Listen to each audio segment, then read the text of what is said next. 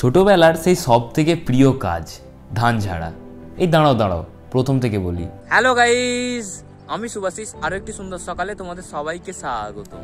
আজ চ্যালেঞ্জের 84 নম্বর দিন। রোজকার মতো আজও লেট করে ঘুম থেকে উঠে ফ্রেশ হয়ে সকালের চা বানালাম।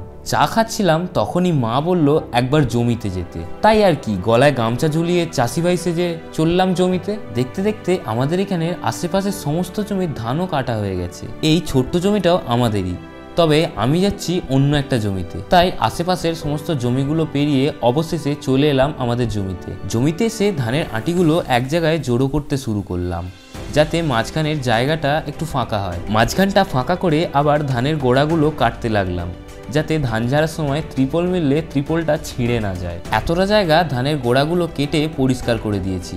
আর এটা ছিল আমার প্রথম কাজ, এখনও দ্বিতীয় কাজ বাকি। তবে এই কাজটা তোমরা কে কে করেছো সেটা অবশ্যই কমেন্টে জানিও। বাড়ি এসে দেখি মায়ের দিকে রান্না বাড়ার কাজ চলছে, তার সাথে আমার একটা আপেল কেটে দিল, সেটা খেলাম।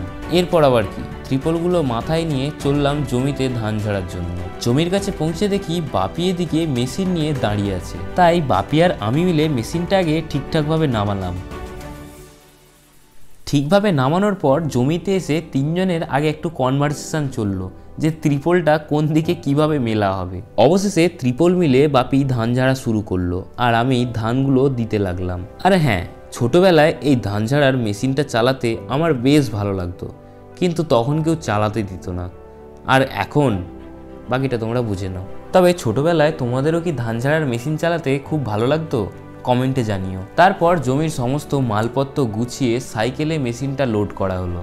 মাকে ভিডিও করতে বলেছি, মা এরকম ভিডিও করেছে। সবশেষে আমিও মাথায় একতরফা খড় নিয়ে চললাম বাড়ি। এই কাজের জন্য কারোই খাওয়া হয়নি, তাই বাড়ি এসে সবাই মিলে একসাথে ভাত খেলাম।